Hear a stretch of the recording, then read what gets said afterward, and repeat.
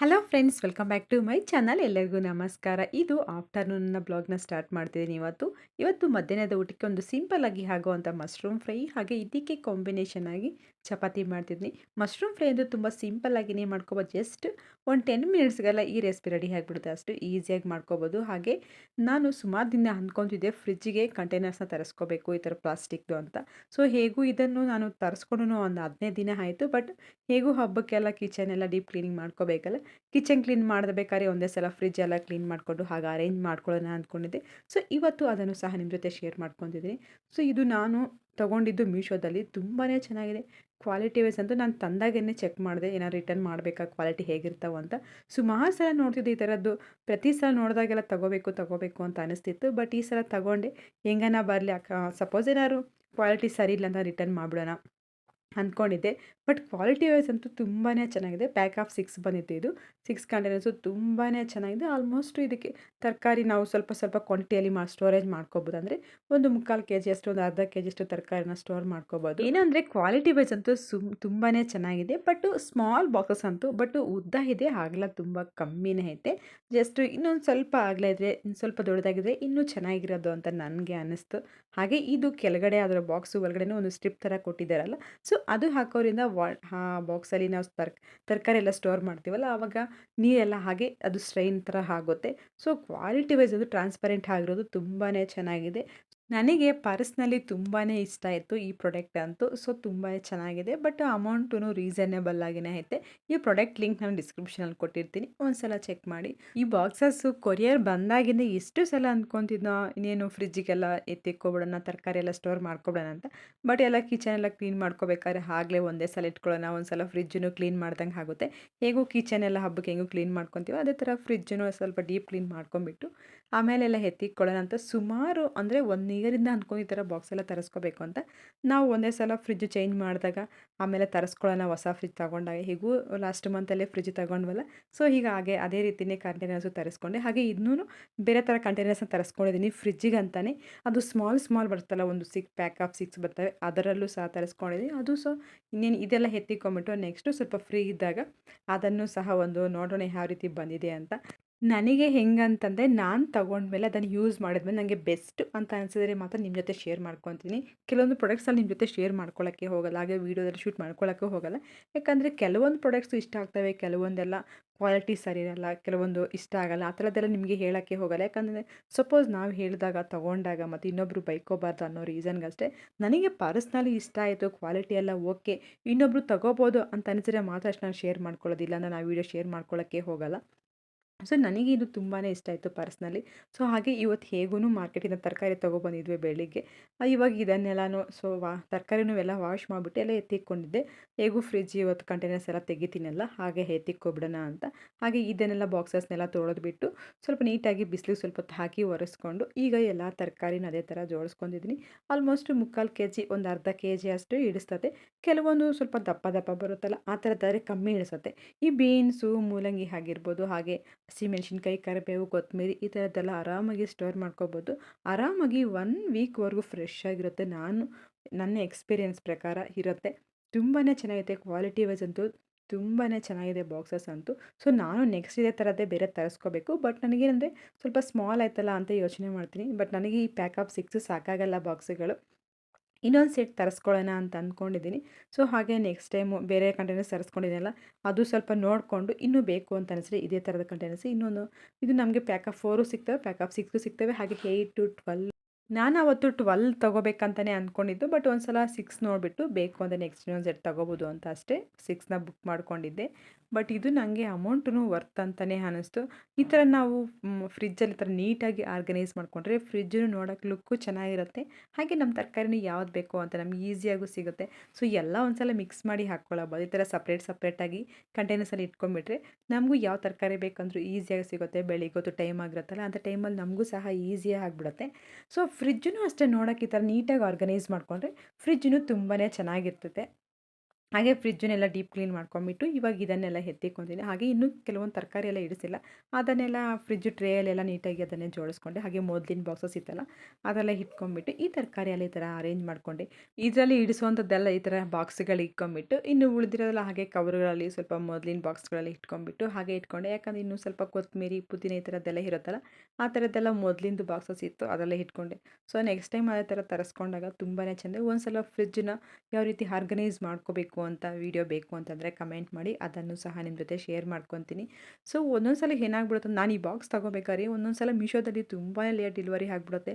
So ನಾನು prepaid ಮಾಡಿದರೂ ಸಹ ತುಂಬ ಲೇಟ್ ಆಗುತ್ತೆ. ಕ್ಯಾಶ್ ಆನ್ ಡೆಲಿವರಿ ಆದರೆ 1-2 ಡೇಸ್ ಬೇಗನೆ ಬರುತ್ತೆ. ಪ್ರೀಪೇಯ್ಡ್ ಆದರೆ ನನಗಂತೂ ಇತ್ತೀಚೆಗೆ ಮೀಶೋದಲ್ಲಿ ಎಕ್ಸ್ಪೀರಿಯನ್ಸ್ ತುಂಬ ಬ್ಯಾಡ್ ಎಕ್ಸ್ಪೀರಿಯನ್ಸೇ ಆಗ್ತಿದೆ ಅಂತ ಹೇಳ್ಬೋದು. ಯಾಕಂದರೆ ಎಷ್ಟು ಸಲ ಎಷ್ಟು ಐಟಮ್ಸ್ಗೆ ಪ್ರೀಪೇಯ್ಡ್ ಮಾಡ್ತೀನಿ ಅದು ಬೇಗ ಬರೋದೇ ಇಲ್ಲ. ಅದೇ ಕ್ಯಾಶ್ ಆನ್ ಡೆಲಿವರಿ ಆಪ್ಷನ್ ಕೊಟ್ಟಿದೆ ಅಂದರೆ ಇನ್ನೂ ಅವರು ಡೆಲಿವರಿ ಡೇಟ್ ಕೊಟ್ಟಿರೋಕ್ಕಿಂತ 2 ಡೇಸು ಬೇಗನೆ ಬಂದುಬಿಡುತ್ತೆ. ಆ ಥರ ಆಗಿಬಿಡುತ್ತೆ. ಅದಕ್ಕೆ ಇತ್ತೀಚೆಗೆ ಪ್ರೀಪೇಯ್ಡ್ ಮಾಡಬೇಕು ಅಂದರೆ ಏನೋ ಒಂಥರ ಬೇಜಾರಾಗುತ್ತೆ. ಮೀಶೋದಲ್ಲಿ ಬುಕ್ ಮಾಡ್ಕೋಬೇಕಂದ್ರೆ ಒಂಥರ ಅನಿಸ್ಬಿಡುತ್ತೆ.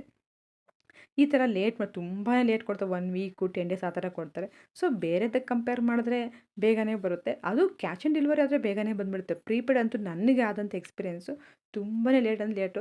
ಸೊ ಇವತ್ತು 1 ವೀಕ್‌ಗೆ ಬರುತ್ತೆ ಅಂತಂದರೆ ಆಲ್ಮೋಸ್ಟ್ ಅದು ಬರೋಷ್ಟೊತ್ತಿಗೆ 10 ಡೇಸ್ ಆಗೋದು, 11-12 ಡೇಸ್ ಆ ರೀತಿ ಆಗಿಬಿಡ್ತೈತೆ. ಸೊ ಅದಕ್ಕಂತ ಇತ್ತೀಚೆಗೆ ನಾನು ಏನು ಮಾಡ್ತೀನಿ ಅಂದರೆ ಕ್ಯಾಶ್ ಆನ್ ಡೆಲಿವರಿಗೆ ಕೊಟ್ಬಿಡ್ತೀನಿ. ಯಾಕಂದರೆ ಸೊ ಅದೇ ಬೆಸ್ಟು. 2 ಡೇಸ್ ಅವ್ರು ಹೇಳಿದ ಡೇಟಿಗಿಂತ 2 ಡೇಸ್ ಬಿಫೋರೇ ಬಂದುಬಿಡುತ್ತಲ್ಲ ಅಂತ. ಸೊ ಈ ಥರ ಒಂದೊಂದು ಸಲ ಈ ಥರ ಬ್ಯಾಡ್ ಎಕ್ಸ್ಪೀರಿಯೆನ್ಸು ಆಗುತ್ತೆ ಒಂದೊಂದು ಸಲ. ಒಂದೊಂದು ಅದೇನೋ ಮೊದಲು ಸ್ಟಾರ್ಟಿಂಗಲ್ಲೆಲ್ಲ ಬೇಗ ಬರೋದು, ಬಟ್ ಇತ್ತೀಚೆಗೆ ಈ ಥರ ಆಗ್ತಿದೆ. ನನಗೆ ಆ ಥರ ಆಗ್ತಿದೆಯಾ ಇಲ್ಲ ಬೇರೆ ನಿಮಗೆಲ್ಲ ಅದೇ ರೀತಿ ಆಗ್ತಿದೆಯಾ ಅಂತ ಕಮೆಂಟ್ ಮಾಡಿ.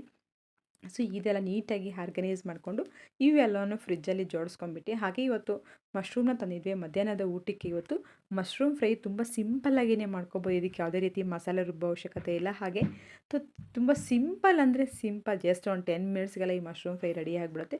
ಬಟ್ ಇದು ಚಪಾತಿ ಹಾಗೆ ಬಿಸಿ ಬಿಸಿ ಅನ್ನದ ಜೊತೆಗೆ ಈ ಮಶ್ರೂಮ್ ಫ್ರೈ ತುಂಬಾ ಚೆನ್ನಾಗಿರುತ್ತೆ. ಇದನ್ನು ಹೇಗೆ ಮಾಡೋದು ಅಂತ ನೋಡ್ಕೊಳ್ಳೋಣ. ಸೊ ಈಗ ಒಂದು ಕಡಾಯಿ ಇಟ್ಕೊಂಡ್ಬಿಟ್ಟು 4-5 ಸ್ಪೂನಷ್ಟು ಆಯಿಲ್ನ ಸೇರಿಸ್ಕೊಳ್ಳೋಣ. ಇದು ಆಯಿಲ್ ಬಿಸಿ ಆದಮೇಲೆ ಇದಕ್ಕೆ ಚಕ್ಕೆ, ಲವಂಗ, ಏಲಕ್ಕಿ, ಒಂದು ಅರ್ಧ ಪಲಾವ್ ಎಲೆ ಹಾಕ್ಕೊಂಬಿಟ್ಟು ಫ್ರೈ ಮಾಡ್ಕೊಳ್ಳೋಣ. ಇದರ ಜೊತೆಗೇ ಸೊ ಸಣ್ಣಕ್ಕೆ ಕಟ್ ಮಾಡಿದಂಥ ಒಂದು 2 ಈರುಳ್ಳಿ, ನಮಗೆ ಗ್ರೇವಿ ಕ್ವಾಂಟಿಟಿ ನೋಡ್ಕೋಬೇಕು. ಸ್ವಲ್ಪ ಜಾಸ್ತಿ ಕ್ವಾಂಟಿಟಿಯಲ್ಲಿ ಮಾಡಬೇಕು ಅಂತಂದರೆ ಈರುಳ್ಳಿ ಸ್ವಲ್ಪ ಜಾಸ್ತಿ ಹಾಕ್ಕೋಬೇಕಾಗುತ್ತೆ. ಸೊ ಸಣ್ಣಕ್ಕೆ ಅಂದರೆ ತೀರಾ ಸಣ್ಣಕ್ಕೆ ಕಟ್ ಮಾಡ್ಕೋಬೇಕು ಆ ಈರುಳ್ಳಿನ ಸೇರಿಸ್ಕೊಂಬಿಟ್ಟು ಈರುಳ್ಳಿ ಎಲ್ಲ ಸಾಫ್ಟ್ ಆಗೋವರೆಗೂ ಫ್ರೈ ಮಾಡ್ಕೊಳ್ಳೋಣ. ಸೊ ಈ ಥರದ್ದು ಸಿಂಪಲ್ಲಾಗಿಯೇ ಆಗಿಬಿಡುತ್ತೆ. ಬಟ್ ಸೈಡ್ ಡಿಶ್ಶಾಗೂ ಸ್ವಲ್ಪ ಗಟ್ಟಿಯಾಗಿ ಮಾಡ್ಕೊಂಬಿಟ್ರೆ ಸೈಡ್ ಡಿಶ್ಶಾಗೂ ಮಾಡ್ಕೋಬೋದು. ಈರುಳ್ಳಿ ಎಲ್ಲ ಆಯಿಲಲ್ಲೇ ಸ್ವಲ್ಪ ಸಾಫ್ಟಾಗಿ ಫ್ರೈ ಆಗಬೇಕು. ಆಮೇಲೆ ಇದಕ್ಕೆ 1 ಸ್ಪೂನಷ್ಟು ಶುಂಠಿ ಬೆಳ್ಳುಳ್ಳಿ ಪೇಸ್ಟ್ನ ಸೇರಿಸ್ಕೊಂಬಿಟ್ಟು ಚೆನ್ನಾಗಿ ಫ್ರೈ ಮಾಡ್ಕೊಳ್ಳೋಣ. ಜಸ್ಟ್ ಹಸಿ ವಾಸನೆವರೆಗೂ ಫ್ರೈ ಮಾಡ್ಕೊಂಬಿಟ್ಟು ಸಣ್ಣಕ್ಕೆ ಕಟ್ ಮಾಡಿದಂಥ 1-2 ಟೊಮೊಟೊನ, ಅಂದರೆ ಟೊಮೊಟೊನೂ ಅಷ್ಟೇ ಈರುಳ್ಳಿ ಎಷ್ಟು ಕ್ವಾಂಟಿಟಿಯಲ್ಲಿ ತೊಗೊಂಡಿರ್ತೀವೋ ಟೊಮೊಟೊನೂ ಅದೇ ಕ್ವಾಂಟಿಟಿಯಲ್ಲಿ ತೊಗೋಬೇಕಾಗುತ್ತೆ. ಇವಾಗ ಟೊಮೊಟೊನೂ ಸೇರಿಸ್ಕೊಂಬಿಟ್ಟು ಅದು ಸಣ್ಣಕ್ಕೆ ಕಟ್ ಮಾಡ್ಕೋಬೇಕು. ಟೊಮೊಟೊ ಸೇರಿಸ್ಕೊಂಬಿಟ್ಟು ಚೆನ್ನಾಗಿ ಫ್ರೈ ಮಾಡ್ಕೊಳ್ಳೋಣ. ಟೊಮೊಟೊ ಎಲ್ಲ ಸ್ವಲ್ಪ ಸಾಫ್ಟ್ ಆಗಬೇಕು. ಹಾಗೆ ಸ್ವಲ್ಪ ಅದು ವಾಟರ್ ಕಂಟೆಂಟ್ ಎಲ್ಲ ಬಿಡ್ತಿರುತ್ತಲ್ಲ ಅಂಥ ಟೈಮಲ್ಲಿ ಮಶ್ರೂಮ್ನ ಸ್ಕಿನ್ ಎಲ್ಲ ತೆಗೆದುಬಿಟ್ಟು ಅದನ್ನು ನಮಗೆ ಯಾವ ಸೈಜಿಗೆ ಬೇಕು ಅಂತ ನೋಡ್ಕೊಂಡು, ನಾನಿಲ್ಲಿ ನಾನು ತೊಗೊಂಡಿರೋದು ಇವತ್ತು ಬಟನ್ ಮಶ್ರೂಮು. ಅದು ಚಿಕ್ಕ ಚಿಕ್ಕದಾಗಿ ಇರುತ್ತಲ್ವ, ಅದನ್ನು 2 ಪೀಸ್ ಅಷ್ಟೇ ಮಾಡ್ಕೊಂಡಿದ್ವಿ ಒಂದು ಮಶ್ರೂಮ್ನ. ಇವಾಗ ಆ ಮಶ್ರೂಮ್ನ ಸೇರಿಸ್ಕೊಂಡ್ಬಿಟ್ಟು ಫ್ರೈ ಮಾಡ್ಕೋಬೇಕು. ಆಲ್ಮೋಸ್ಟ್ ಮಶ್ರೂಮ್ ಹಾಕಿದ ಮೇಲೆ ಅದೆಲ್ಲ ವಾಟರ್ ಕಂಟೆಂಟ್ ಎಲ್ಲ ಬಿಟ್ಕೊತಿರುತ್ತೆ. ಸೊ ಹಾಗೆ ಎಲ್ಲ ಚೆನ್ನಾಗಿ ಮಿಕ್ಸ್ ಮಾಡ್ಕೊಂಬಿಟ್ಟು ಮುಚ್ಚಳ ಹಾಕಿಬಿಟ್ಟು ಒಂದು 5 ನಿಮಿಷ ಹಾಗೆ ಫ್ರೈ ಆಗಕ್ಕೆ ಬಿಟ್ಬಿಡ್ಬೇಕು. ಯಾಕಂತಂದರೆ ಮಶ್ರೂಮು ಬೇಗ ನೀರು ಬಿಟ್ಕೊಳ್ಳುತ್ತೆ. ಅದಕ್ಕೆ ಮಶ್ರೂಮು ಒಂದು 200 ಗ್ರಾಮ್ ಅಷ್ಟು ತೊಗೊಂಡಿದ್ದೀನಿ. ಅದರ ಸ್ಕಿನ್ ಎಲ್ಲ ತೆಗಿತೀವಲ್ಲ ಆವಾಗೂ ಅಷ್ಟು ನೀರಿಗೆ ಹಾಕ್ಕೊಂಡು ಇಟ್ಕೊಂಡಿರಬೇಕು. ನೀರಿಗೆ ಹಾಕಿಲ್ಲ ಅಂತಂದರೆ ಅಲ್ಲೊಂಥರ ಕಪ್ಪಗೆ ಆಗಿಬಿಡುತ್ತೆ. ನಾವು ಯಾವಾಗ ಕುಕ್ ಮಾಡ್ತೀವಲ್ಲ ಅಲ್ಲಿವರೆಗೂ ನೀರಲ್ಲೇ ಇರಬೇಕು. ಆಮೇಲೆ ನಾವು ನೀರು ತೆಗೆದುಬಿಟ್ಟು ಡೈರೆಕ್ಟಾಗಿ ಆ್ಯಡ್ ಮಾಡ್ಕೊಬೋದು. ಬಟ್ 2 ಟೈಮ್ಸ್ ಆದರೂ ವಾಶ್ ಮಾಡಬೇಕು ಮಶ್ರೂಮ್ನ. ಅದು ಕಪ್ಪೆಲ್ಲ ಇರುತ್ತಲ್ಲ ಅದೆಲ್ಲ ಹೋಗಬೇಕು. ಸೊ ಇವಾಗ ನೀವು ನೋಡ್ತಿರ್ಬೋದು, ನಾವು ಇವಾಗ ನೀರೇ ಆ್ಯಡ್ ಮಾಡಿಲ್ಲ, ಅದರಲ್ಲಿ ನೀರಿನಾಂಶ ಎಲ್ಲ ಬಿಟ್ಕೊಂಡಿದೆಯಲ್ಲ. ಸೊ ಇಂಥ ಟೈಮಲ್ಲಿ ಇದಕ್ಕೆ ಮುಚ್ಚಳ ತೆಗೆದುಬಿಟ್ಟು ರುಚಿಗೆ ತಕ್ಕಷ್ಟು ಉಪ್ಪನ್ನ ಸೇರಿಸ್ಕೊಳ್ಳೋಣ. ಸೊ ಇವಾಗ ಉಪ್ಪೆಲ್ಲ ಆಲ್ಮೋಸ್ಟು ಮಶ್ರೂಮು ಅಷ್ಟೇ ನೀವು ನೋಡ್ತಿರ್ಬೋದು ಸೈಜ್ ಎಲ್ಲ ಕಮ್ಮಿ ಆಗಿದೆಯಲ್ಲ. ಸೊ ಇದಕ್ಕೆ ಇವಾಗ ಉಪ್ಪು, ಹಾಗೆ ಇದರ ಜೊತೆಗೆ ನಾನಿಲ್ಲಿ ಚಿಕನ್ ಫ್ರೈ ಮಸಾಲಾನ ಬಳಸ್ತಿದ್ದೀನಿ. ಈ ಮಶ್ರೂಮ್ ಫ್ರೈಗೆ ಚಿಕನ್ ಫ್ರೈ ಮಸಾಲ ಪೌಡರ್ ಬಳಸೋದ್ರಿಂದ ತುಂಬಾ ಚೆನ್ನಾಗಿರುತ್ತೆ. ನೀವು ಈ ಥರ ಟ್ರೈ ಮಾಡಿಲ್ಲ ಅಂತಂದರೆ ಟ್ರೈ ಮಾಡಿ, ತುಂಬಾ ಟೇಸ್ಟಿಯಾಗಿರುತ್ತೆ.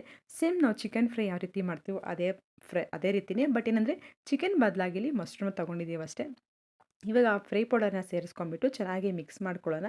ಹಾಗೆ ಇದಕ್ಕೆ ಕೆಲವೊಂದು ಸ್ಪೈಸಸ್ ಎಲ್ಲ ಆ್ಯಡ್ ಮಾಡ್ಕೋಬೇಕು. ಇದಕ್ಕೆ ಅರಿಶಿನ, ಇದರ ಜೊತೆಗೇ ಖಾರಕ್ಕೆ ತಕ್ಕಂತೆ ಖಾರದ ಪುಡಿ ಹಾಗೆ ಧನಿಯಾ ಪುಡಿ 1 ಸ್ಪೂನಷ್ಟು ಸೇರಿಸ್ಕೊಂಬಿಟ್ಟು ಚೆನ್ನಾಗಿ ಮಿಕ್ಸ್ ಮಾಡ್ಕೊಳ್ಳೋಣ. ಸ್ಪೈಸಸ್ ಎಲ್ಲ ಹಾಕಿದ ಮೇಲೆ ಒಂದು 2 ಮಿನಿಟ್ಸು ಹಾಗೆ ಫ್ರೈ ಮಾಡ್ಕೋಬೇಕು ಆಯಿಲಲ್ಲೇ. ಆಮೇಲೆ ಇದಕ್ಕೆ ಸ್ವಲ್ಪ ನಮಗಿನ್ನೂ ಗ್ರೇವಿ ಥರ ಬೇಕಲ್ಲ, ರೈಸ್ಗೆ ಆಗಿರ್ಬೋದು ಚಪಾತಿಗೆ ಆಗಿರೋ ಸ್ವಲ್ಪ ಗ್ರೇವಿ ಕ್ವಾಂಟಿಟಿ ಬೇಕಲ್ಲ, ಸ್ವಲ್ಪ ನೀರನ್ನ ಸೇರಿಸ್ಕೊಂಬಿಟ್ಟು ಮಶ್ರೂಮ್ ಇನ್ನೂ ಸ್ವಲ್ಪ ಬೇಯೋದಿರುತ್ತಲ್ಲ, ಇವಾಗ ಒಂದು 70% ಅಷ್ಟೇ ಕುಕ್ ಆಗಿರುತ್ತೆ. ನೀರನ್ನ ಸ್ವಲ್ಪ ಹಾಕ್ಕೊಂಬಿಟ್ಟು ಚೆನ್ನಾಗಿ ಮಿಕ್ಸ್ ಮಾಡಿಕೊಂಡು ಜಸ್ಟ್ ಒಂದು 5ರಿಂದ ಒಂದು 7 ನಿಮಿಷ ಕುದಿಸ್ಕೋಬೇಕಷ್ಟೇ. ಮಶ್ರೂಮ್ ಫ್ರೈ ತುಂಬಾ ಚೆನ್ನಾಗಿರುತ್ತೆ. ಇದನ್ನು ಸ್ವಲ್ಪ ಗಟ್ಟಿಯಾಗಿ ಮಾಡ್ಕೊಂಬಿಟ್ರೆ ಸೈಡ್ ಡಿಶ್ ಆಗೂ ಮಾಡ್ಕೋಬೋದು. ಸ್ವಲ್ಪ ನೀರು ಜಾಸ್ತಿ ಹಾಕ್ಕೊಂಬಿಟ್ರೆ ಗ್ರೇವಿ ಥರ ಆಗುತ್ತೆ, ತುಂಬಾ ಚೆನ್ನಾಗಿರುತ್ತೆ. ನೀವೇನೋ ಚಪಾತಿಗೆ ಒಂದ್ಸಲ ಟ್ರೈ ಮಾಡಿ. ಸೇಮ್ ಚಿಕನ್ ಹೆಂಗಿರುತ್ತೋ ಚಿಕನ್ ಫ್ರೈ ಅದೇ ಥರ ಇರುತ್ತೆ, ಅಷ್ಟು ಟೇಸ್ಟಿಯಾಗಿರುತ್ತೆ. ಇದರ ಜೊತೆಗೇನು ಗರಂ ಮಸಾಲ 1 ಸ್ಪೂನಷ್ಟು ಹಾಕ್ಕೊತಿದ್ದೀನಿ. ಗರಂ ಮಸಾಲ ಆಪ್ಷನ್ ಅಷ್ಟೇ, ಬೇಕಿದ್ರೆ ಹಾಕ್ಕೋಬೋದು, ಇಲ್ಲಾಂದರೆ ಸ್ಕಿಪ್ ಮಾಡ್ಬೋದು. ಇದನ್ನೆಲ್ಲ ಹಾಕ್ಕೊಂಬಿಟ್ಟು ನೀರನ್ನ ಸ್ವಲ್ಪ ಮಿಕ್ಸ್ ಮಾಡಿಕೊಂಡು ಒಂದು 5ರಿಂದ 7 ನಿಮಿಷ ಕುದಿಸ್ಕೊಂಬಿಟ್ರೆ ಗ್ರೇವಿ ಥರ ಆಗುತ್ತೆ. ನಿಮಗೆ ಬೇಕಿದ್ರೆ ಸೈಡ್ ಡಿಶ್ಗೆ ಮಾಡ್ಕೋಬೇಕು ಅಂತಂದರೆ ಇದೇ ಥರ ಗಟ್ಟಿಯಾಗಿ ಫ್ರೈ ಮಾಡ್ಕೋಬೋದು ಸೈಡ್ ಡಿಶ್ಗಾದರೆ. ಇಲ್ಲ ನಮಗೆ ಅನ್ನಕ್ಕೆ ಚಪಾತಿಗೆ ಸ್ವಲ್ಪ ಗ್ರೇವಿ ಥರ ಮಾಡಬೇಕು ಅಂತಂದರೆ ನೀರನ್ನ ಸ್ವಲ್ಪ ನೋಡಿಕೊಂಡು ಹಾಕ್ಕೋಬೇಕಾಗುತ್ತೆ. ನನಗೆ ಚಪಾತಿಗೆ ಆಗಿರೋದನ್ನ ಜಸ್ಟ್ ಸ್ವಲ್ಪ ಕ್ವಾಂಟಿಟಿಯಲ್ಲಿ ನೀರನ್ನ ಸೇರಿಸ್ಕೊಂಡು ಸ್ವಲ್ಪ ಗಟ್ಟಿಯಾಗೇ ಇರಲಿ, ಯಾಕಂದರೆ ಒನ್ ಟೈಮ್ಗೆ ಅಷ್ಟೇ ಅಲ್ವಾ ಅಂತ ನಾನು ಇಲ್ಲಿ ನೀರು ಸ್ವಲ್ಪ ಆ್ಯಡ್ ಮಾಡಿಕೊಂಡು ಒಂದು 5ರಿಂದ 7 ನಿಮಿಷ ಕುದಿಸ್ಕೊತೀನಿ. ಚೆನ್ನಾಗಿ ಸ್ಪೈಸಸ್ ಎಲ್ಲ ಚೆನ್ನಾಗಿ ಕುದಿ ಬರೋ ಟೈಮಲ್ಲಿ ಸ್ಟವ್ ಆಫ್ ಮಾಡ್ಕೊಂಬಿಟ್ರೆ ಅಷ್ಟೇ ರೆಡಿ ಆಗಿಬಿಡುತ್ತೆ. ಇದಕ್ಕೆ ಕೊನೆಯದಾಗಿ ಸ್ಟವ್ನ ಆಫ್ ಮಾಡ್ಕೊಂಬಿಟ್ಟು ಒಂದು ಸ್ವಲ್ಪ ಜಸ್ಟ್ ಒಂದು ಸ್ಪೂನಷ್ಟು ಕಸ್ತೂರಿ ಮೆಥಿ ಇದ್ದರೆ ಹಾಕ್ಬೋದು, ಇಲ್ಲಾಂದರೆ ಸ್ಕಿಪ್ ಮಾಡ್ಬೋದು. ಹಾಗೆ ಕೊನೆಯದಾಗಿ ಕೊತ್ತಂಬರಿ ಹಾಕ್ಕೊಬೇಕು. ಕೊತ್ತಂಬರಿ ಮತ್ತು ಕಸ್ತೂರಿ ಮೆಥಿ ಫ್ಲೇವರೇ ನಮಗೆ ಹೈಲೈಟ್ ಆಗಿರೋದು ಈ ಮಶ್ರೂಮ್ ಫ್ರೈಯಲ್ಲಿ, ತುಂಬಾ ಚೆನ್ನಾಗಿರುತ್ತೆ.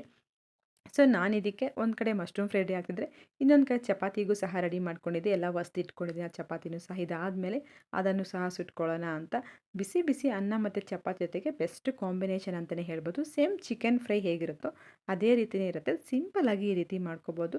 ನೀವು ಒಂದ್ಸಲ ಟ್ರೈ ಮಾಡಿ, ನಿಮ್ಗೆ ಇಷ್ಟ ಆದರೆ ನೀವು ಒಂದ್ಸಲ ಟ್ರೈ ಮಾಡಿ. ಹಾಗೆ ಹೇಗೆ ಬಂದಿತ್ತು ಅಂತ ನನಗೂ ಕಮೆಂಟ್ ಮಾಡಿ.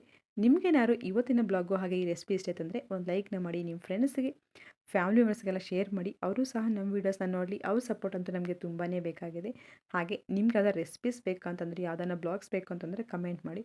ಇನ್ನೊಂದು ಕಡೆ ಚಪಾತಿ ಎಲ್ಲ ಇಟ್ಕೊಂಡಿದ್ನಲ್ಲ, ಈಗ ಫ್ರೈ ಆಯಿತು, ಅದನ್ನು ಸಹ ಸೈಡ್ಗೆ ಇಟ್ಕೊಂಡ್ಬಿಟ್ಟು ಈಗ ಚಪಾತಿನೂ ಅಷ್ಟೇ ಸುಟ್ಕೊತಿದ್ದೀನಿ. ನಾನು ಚಪಾತಿ ಮಾಡಬೇಕಾದ್ರೆ ಈ ಥರದ್ದು ನಾವು ಚಪಾತಿ ಮಾಡೋದು ಹಿಟ್ಟನ್ನ ಮೊದಲೇ ಕಲಸಿಕ್ ಬಿಡ್ತೀವಲ್ಲ, ಆಲ್ಮೋಸ್ಟ್ ಒಂದು 12 ಅವರ್ಸ್ ಆದ್ರೂ ಸಾಫ್ಟಾಗೇ ಇರುತ್ತೆ. ನಾವು ಚಪಾತಿ ಸುಟ್ಕೋಬೇಕಾದ್ರೆ ವೆರಿ ಸಿಂಪಲ್ ತಿಕ್ನ ಒಂದು ಮೆಥಡ್ನ ಫಾಲೋ ಮಾಡಬೇಕಷ್ಟೇ. ಚಪಾತಿ ತೀರಾ ತೆಳುವಾಗಿ ಒಸಿಬಾರ್ದು, ಹಾಗೆ ತೀರಾ ದಪ್ಪನೇ ಇರಬಾರ್ದು, ಮೀಡಿಯಮ್ ಲೇಯರಲ್ಲಿ ಒಸ್ಕೋಬೇಕು. ಹಾಗೆ ಚಪಾತಿ ಸುಡಬೇಕಾದ್ರೆ 2 ಕಡೆ ಆಯಿಲ್ನ ಅಪ್ಲೈ ಮಾಡಿಬಿಟ್ಟು ಸ್ವಲ್ಪ ಪ್ರೆಸ್ ಮಾಡಿಕೊಂಡು ಸುಡಬೇಕು. ಆಗ ಸುತ್ತಾನು ನೀಟಾಗಿ ಅದು ಸುಟ್ಟಿರುತ್ತೇನೆ. ಈಕ್ವಲಾಗಿ ಎಲ್ಲ ಕಡೆಯೂ ಚಪಾತಿ ಒಂದೇ ಥರ ಫ್ರೈ ಆಗಿರುತ್ತೆ. ಈ ಥರ ಮಾಡೋದ್ರಿಂದ ಚಪಾತಿನೂ ಅಷ್ಟೇ ತುಂಬ ಸಾಫ್ಟಾಗಿ, ತುಂಬ ಸೀದಿಸಬಾರ್ದು ಚಪಾತಿನ, ಲೈಟಾಗಿಯೇ ಸುಟ್ಕೋಬೇಕು. ಆವಾಗ ಆಲ್ಮೋಸ್ಟ್ ಮಾರ್ನಿಂಗ್ ಮಾಡಿದ್ರೆ ಈವ್ನಿಂಗ್ವರೆಗೂ ಚಪಾತಿ ಸಾಫ್ಟಾಗಿಯೇ ಇರುತ್ತೆ. ನಾನು ಒಂದು ವೀಡಿಯೋನ ಅಪ್ಲೋಡ್ ಮಾಡಿದ್ದೀನಿ ನನ್ನ ಬ್ಲಾಗ್ಸ್ ಚಾನಲಲ್ಲಿ. ಆ ಚಾನಲಲ್ಲಿ ಹೋಗಿ ನೋಡಿದ್ರೆ ಗೊತ್ತಾಗುತ್ತೆ ಚಪಾತಿನ ಮಾರ್ನಿಂಗ್ ಮಾಡಿದ್ರೆ ಈವ್ನಿಂಗ್ವರೆಗೂ ಯಾವ ರೀತಿ ಸಾಫ್ಟಾಗಿರುತ್ತೆ ಅಂತ. ಅಲ್ಲಿ ಕೆಲವೊಂದು ಟಿಪ್ಸ್ನೆಲ್ಲ ಹೇಳಿದ್ದೀನಿ. ಹಾಗೆ ಫ್ರೆಂಡ್ಸ್, ನಿಮಗೆ ಇವತ್ತಿನ ವಿಡಿಯೋ ಇಷ್ಟ ಆಗಿದೆ ಅಂದ್ಕೊತೀನಿ. ಇಷ್ಟ ಆಗಿದ್ರೆ ಒಂದು ಲೈಕ್ನ ಮಾಡಿ, ನಿಮ್ಮ ಫ್ರೆಂಡ್ಸ್ಗೆ ಫ್ಯಾಮಿಲಿ ಮೆಂಬರ್ಸ್ಗೆಲ್ಲ ಶೇರ್ ಮಾಡಿ. Thank you for watching.